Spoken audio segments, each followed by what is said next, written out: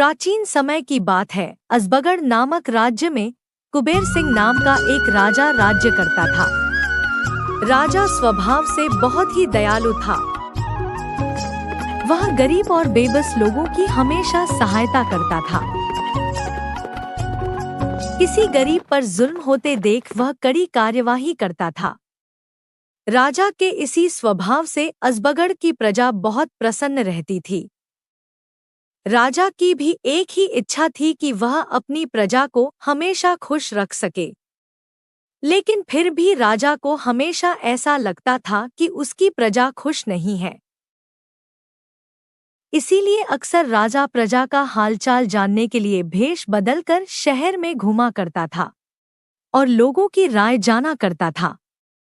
इसी तरह एक बार राजा घूमते घूमते शहर से बाहर जंगल की तरफ निकल गया। राजा के सभी साथी पीछे रह गए और वह एक जंगल में भटक गया। राजा ने अपनी चारों तरफ देखा, कोई दिखाई नहीं दिया। वह भूख से व्याकुल था और शाम भी होने वाली थी। तभी राजा को एक ऋषि की कुटिया दिखाई दी। कुटिया देखकर राजा की जान में जान आई। उसी समय राजा ने रात वहीं व्यतीत करने का फैसला किया। जब राजा ऋषि के आश्रम पर पहुंचा तो वहां पर एक ऋषि तपस्या में लीन थे और चारों तरफ बहुत ही सुंदर वातावरण था। चिड़िया चहक रही थी, पेड़ों से रस भरे फल लटक रहे थे और वातावरण बिल्कुल शांत प्रतीत होता था। राजा ने घोड़े से उतरकर ऋषि के समीप जाकर प्रणाम किया।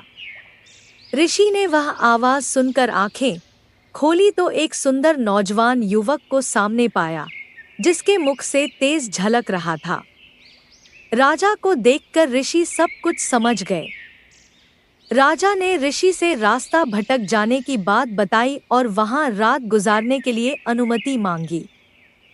ऋषि ने राजा को रुकने की अनुमति दे दी और राजा को खाने के लिए स्वादिष्ट फल दिए। जब राजा ने उन फलों को खाया तो राजा को वह फल अत्यंत मीठे और स्वादिष्ट लगे।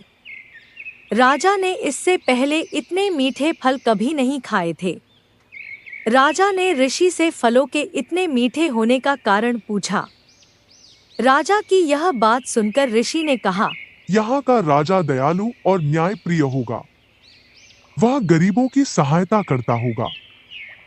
वह प्रजा के दुख दूर करने वाला होगा। इसीलिए यह फल इतने मीठे हैं। लेकिन राजा को इन सब बातों पर यकीन नहीं हो पा रहा था। पर राजा इन बातों को झुठला भी नहीं पा रहा था। इसीलिए राजा ने निरीक्षण करने का निर्णय लिया। सुबह होते ही राजा शहर की तरफ निकल पड़ा और राजधानी में वापस पहुंचने के बाद उसने अत्याचार करना शुरू कर दिया। उसने प्रजा पर कर बढ़ा दिए।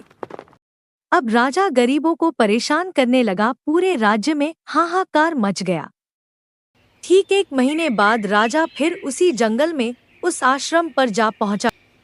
जब राजा ने उस आश्रम को देखा तो वह भौचक्का रह गया, क्योंकि जहां पर पहले पेड़ हरे भरे थे वह सब पेड़ सूख रहे थे। फलों में कीड़े लग रहे थे, चिड़ियां सीख रही थी। तभी घोड़े की आहट पाकर ऋषि अपनी कुटिया से बाहर आए और राजा को बिठाया। ऋषि ने राजा को ताज़ी फल खाने के लिए दिए।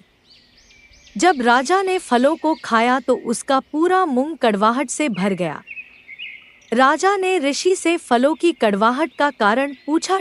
राजा किस बात का जवाब देते हुए ऋषि ने कहा, अब यहाँ का राजा बदल गया है, जो प्रजा को दुखी करता है और प्रजा में कड़वाहट फैलाता है।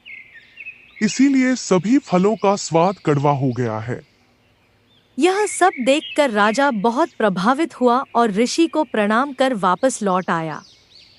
राजा ने अगले दिन से ही पहले जैसा राज्य चलाने लगा।